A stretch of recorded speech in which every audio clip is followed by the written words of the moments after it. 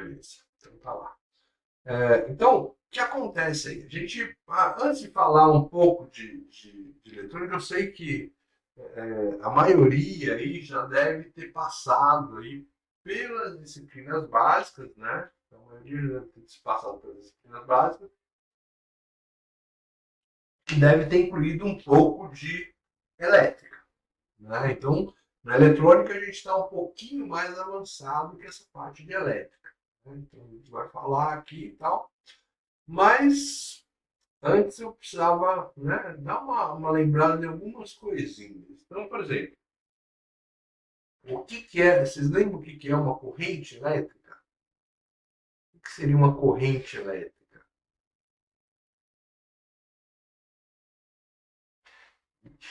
Difícil, né, professor? Corrente elétrica é um negócio meio enrolado, tal, né?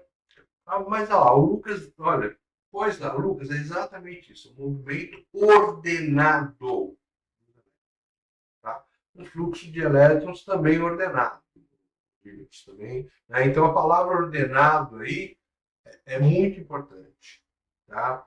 Por quê? Se você pegar um pedacinho de material, vamos supor, eu peguei um pedacinho de cobre aqui. Há movimento de elétrons? Ah, sim. Eu tenho nos metais, eu tenho vários elétrons livres, que a gente fala, né, que eles ficam se movimentando no material. Só que não é um movimento ordenado. Então, se você passar uma secção ali naquele, né, começar a analisar uma secção, você vai ver que você tem um elétrico que vai para a esquerda, outro que vai para a direita, mais três que vão para a direita, e dois que vão para a esquerda, aí depois tem mais um que vai para a direita, e tem mais dois que vão para a direita. No frigir dos ovos, quando você levanta a movimentação total naquela secção, você vai ver que a somatória está praticamente zero, nula. Tá? Então, ali eu não tenho uma corrente. O que eu tenho, né, ali é realmente um movimento elétrico que ele não é ordenado. Então a gente não considera uma corrente. A unidade, né, de corrente é ampere.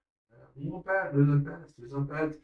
Você deve bem lembrar aí na sua casa que você deve ter dois tipos de tomada agora, né? Você deve ter uma tomada para aparelhos comuns, que é uma tomada de 10 amperes, e aquela tomada mais parruda, para os equipamentos mais parrudos, com micro-ondas, secador de cabelo, etc., que é uma tomada de 20 amperes. Né? Então é a capacidade de corrente que suporta aquela tomada. Né? Então, exatamente essa brincadeira aí, né? Dá uma noção aí do que é suportável aí por aquela tomada. Bom, como é que eu faço um fluxo ordenado de elétrons? Para a gente ter um fluxo ordenado de elétrons, eu preciso ter, né, uma diferença de potencial. Então, por analogia, né, um fluxo de elétrons, uma corrente elétrica, ele é análogo ao fluxo de água num cano.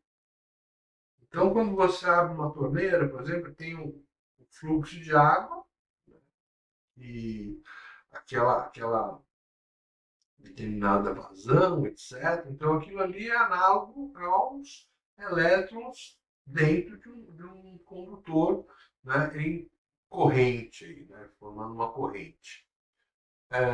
O que, né, o condutor, né? Então, o fio, o que é o condutor? O condutor seria equivalente aos canos.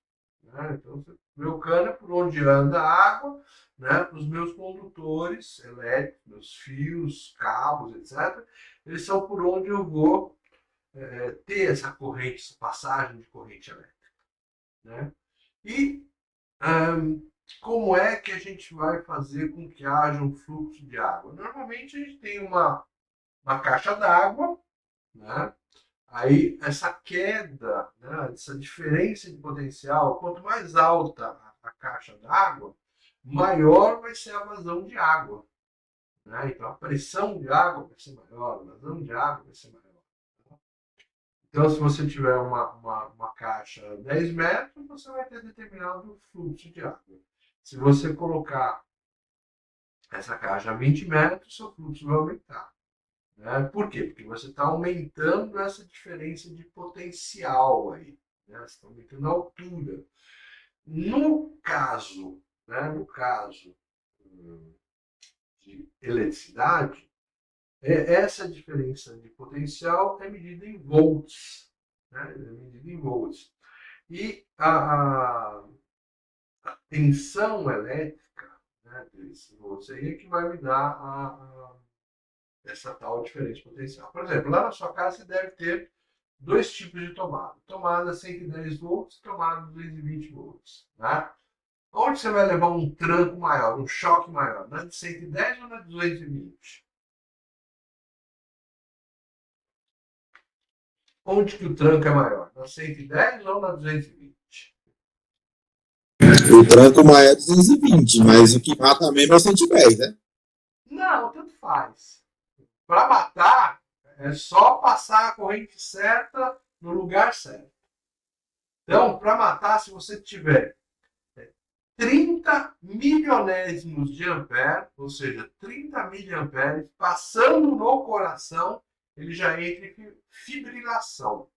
Né? Então, ele começa a tremer. Bom, então isso tudo depende do choque. É isso mesmo. Então, tudo isso depende do choque, né? Por onde vai ter essa diferença.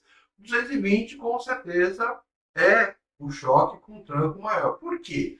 Porque eu tenho uma diferença em potencial maior. É aquela história de você colocar a caixa d'água não a 10, mas a 20 metros.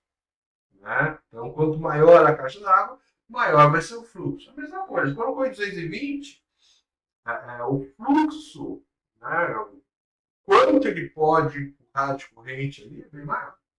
Né? E aí, como eu disse, a gente tem que ter uma diferença de potencial. Então, tem que ter sempre dois pontos, né?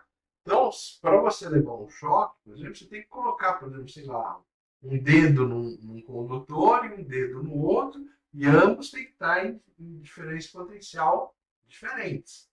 Bom, aí você vai levar o choque. Tá? Por quê? Porque você tem que ter essa. Aí ele vai. A corrente vai circular de um fio para outro. Tá? E se você, por exemplo, colocar entre mãos, né? Estou com o condutor numa mão e o condutor na outra mão, meu, existe uma possibilidade grande dessa corrente passar no seu coração. Então, né, a possibilidade ali é grande, né, de você levar um choque e falecer. Mas vamos supor que você está com um condutor, por exemplo, lá no seu pé, né, ou você está com descalço, né, e o outro condutor está numa mão, né, a passagem da corrente é por um circuito diferente, né? Ele vai passar por um braço, vai passar pela perna, tá? Ele não vai passar no coração. Então é mais difícil você morrer por essa, né, com esse choque. Seja ele 110, seja ele 220, tá bom? Então, o fato e tal, não tem. O que ocorre bastante também, a gente gosta, porque a gente tem uma empresa aqui que trabalha bastante com segurança, tá? Então, o que a gente vê bastante é o seguinte, né? Ah, apesar de os acidentes com eletricidade serem muito grandes em quantidade, né? Ele está em quinto ou sexto como causa de morte. Por quê? Porque às vezes ele é subrelatado ou relatado de uma forma diferente. Né? Então, às vezes vamos supor lá, eu tive um aluno, por exemplo, que chegou lá na classe, mas ele chegou todo arrebentado, todo ferrado. E eu, poxa, aluno, o que aconteceu, tal, né? Poxa, isso aqui foi um choque mesmo, mas você tá todo, né? Você tá com o braço quebrado, caramba, né? Que choque foi esse? Aí ele explicou, né? Então ele estava fazendo uma instalação lá num shopping, uma loja de um shopping.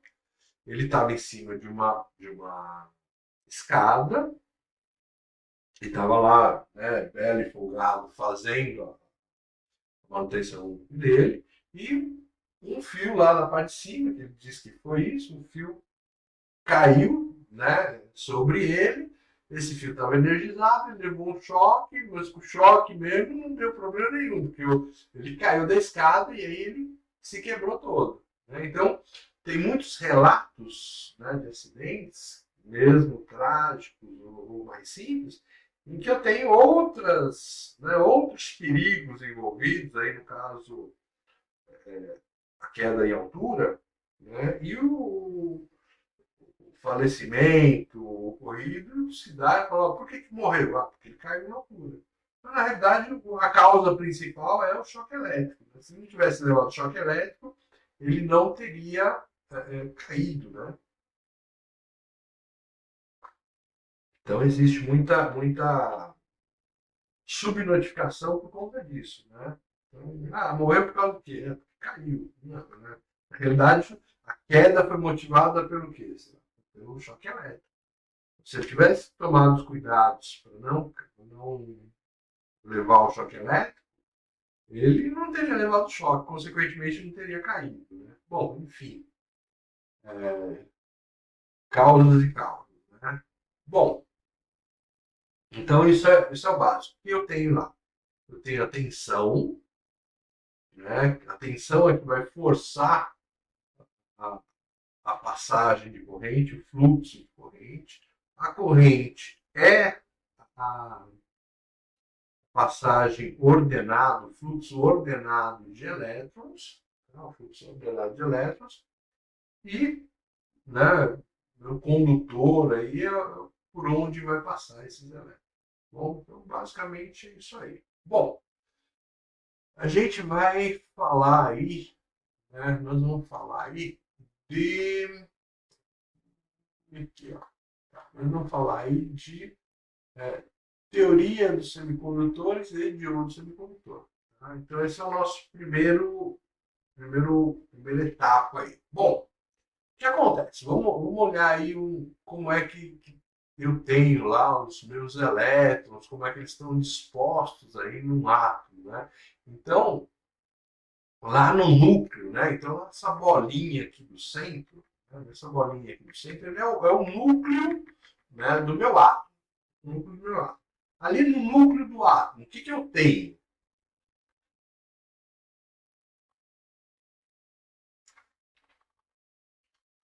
O que eu tenho lá no núcleo do meu átomo?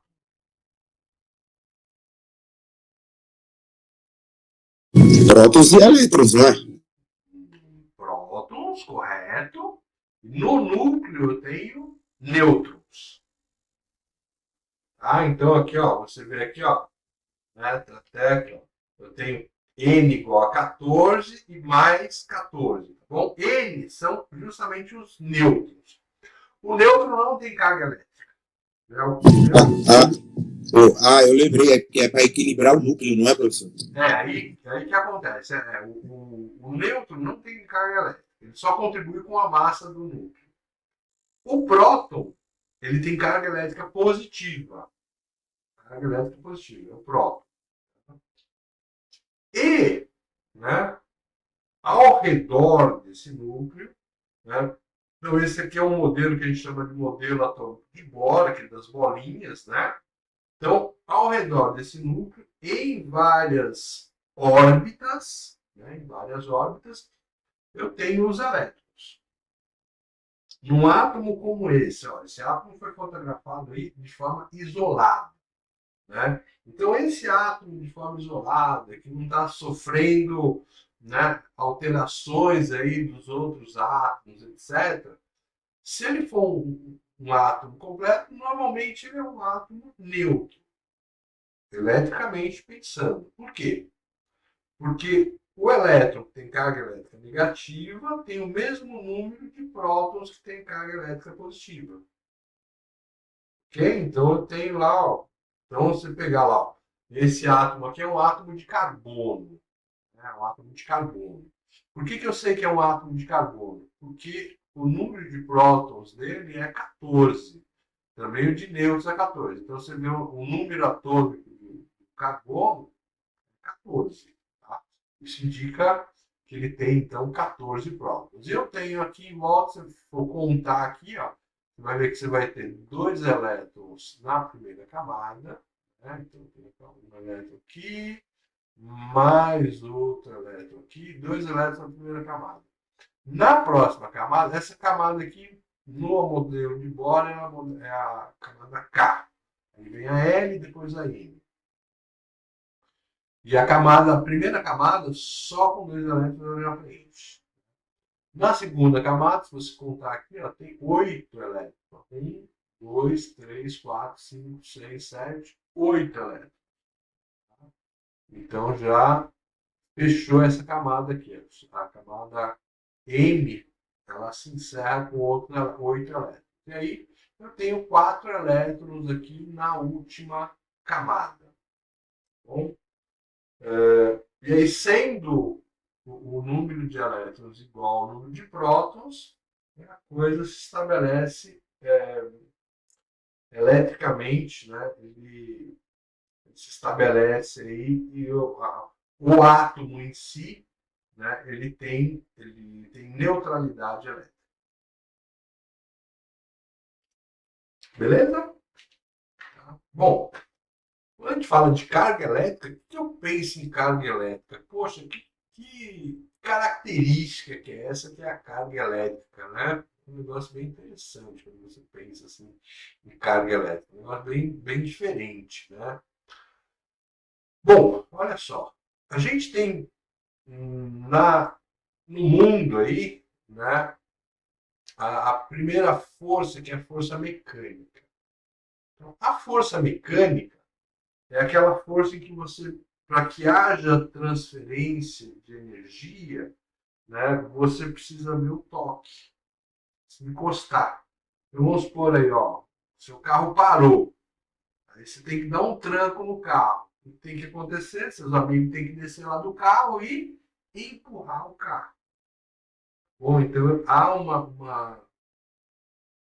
um toque mecânico, né, onde há então a transferência de energia de um corpo para outro. Primeira coisa, uma bola de bilhar, né? A bola de bilhar está lá paradinha, e você pumba, cutuca com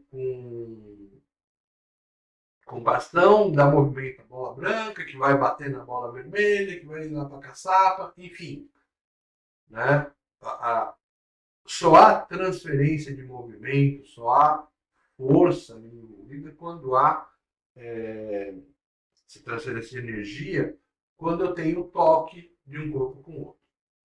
Bom, então essa é a força mecânica aí que a gente vê. Agora, existem, né, no universo aí, 4 outras forças que são as forças de campo. O que é uma força de campo? Ao contrário da força mecânica, é uma força que ela atua mesmo que você não encoste no corpo. Vocês lembram aí de alguma força de campo? Então, uma força que atua sem que você encoste no corpo? Que força de campo que você lembra aí? Exato. Então, aí na eletromagnetismo eu tenho 2 forças, né? A força elétrica e a força magnética. Tá? Então, você lembrar de um ímã, por exemplo, eu tenho a força magnética. Se você colocar uma carga elétrica, eu tenho o campo elétrico. Bom, e mais uma? Quem lembra de mais uma?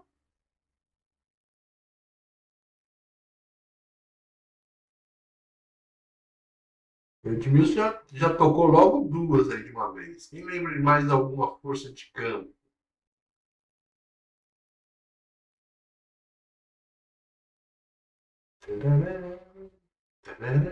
Uma força de campo. Uma força que ela atua mesmo que você não encoste no corpo. Opa, aí, Juliana, a gravidade, a gravidade. A gravidade ocorre sempre que eu tiver uma qualidade de massa. Né? Então, 2 massas elas se atraem por gravidade. Né? Então, 2 massas se atraem por gravidade. Então, quando eu tenho a qualidade massa, né, a gente tem aí a atuação, né, do campo gravitacional e eu tenho atração entre elas. Bom, beleza. Falamos agora de 4 forças, né? A força da gravidade, a força elétrica e a força magnética, tá? Todas essas forças de campo, normalmente, elas decrescem muito rápido com a distância. Então, o que eu quero dizer? Quanto mais distante, menor vai ser essa força. Tá? Então, normalmente ela cai com o quadrado da distância. Então, normalmente eu preciso ter. Manja aquele ímãzinho que você colocou um prego próximo e tal, aí chegou com o ímã perto do prego e tal, mas como ele está a um palmo, ele não atrai, aí você vai chegando, até que o ímã, né, atrai realmente aquele prego. Então, ele tem que ter uma certa distância para conseguir atuar realmente com uma determinada força. Se ele estiver muito distante, a força magnética, elétrica, gravitacional, ela cai bastante. Tá?